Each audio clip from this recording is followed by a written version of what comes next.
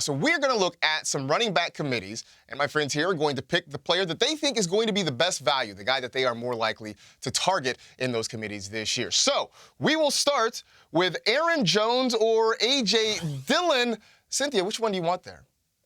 I would like Aaron Jones, please. Why? Because you talk about replacement value, and the value for a guy who catches this many passes so consistently on a team that has, 241 available targets. All right, he's not going to get all of them, but you know what I'm saying. He was second on the team in targets last season, and that was with Davante Adams. Consistency, consistency, consistency.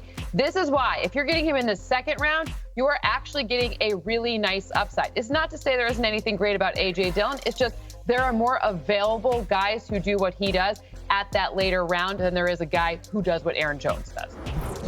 All right, over to Denver, Adam Rank. Javonte Williams was everybody's favorite running back, especially when it looked like Melvin Gordon might not come back. But Gordon back in the Mile High City. Javonte Williams still has a second-round ADP. Gordon going in the fifth round or later. Which guy do you want? Yeah, I know it feels like a hipster pick to do this, but I'm going to go with Melvin Gordon, who continues to be very productive for the Denver Broncos. I know everybody's wishing for Javonte Williams to be this breakout superstar. I don't know. I think the price tag is a little too hefty. As you said, a second-round pick for Javonte Williams.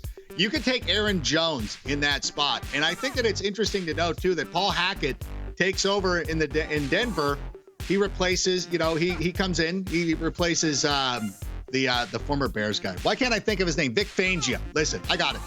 But what I need you to remember is last year when Hackett was in Green Bay, he had Aaron Jones and he had A.J. Dillon. A.J. Dillon and Aaron Jones both had 1,100 scrimmage yards last season. I feel that it's going to be very similar to what we're going to see in Denver, which is why I'll take the discounted price and I'll go with Melvin Gordon, and everybody can be upset about it. I'm 100% with you on that one. As long as Melvin Gordon walks the streets of Denver, Javonte Williams is going to have his potential capped there in that backfield. All right, let's go to Dallas, Kimmy, because one of the biggest arguments of the offseason has been how washed is Ezekiel Elliott and should Tony Pollard be the starter? Now, personally, I seem to think the Zeke slander has gone overboard, but he's a guy that you can still get around the third round or so. Tony Pollard coming off the board just 2 or 3 rounds later. Which Dallas running back do you want?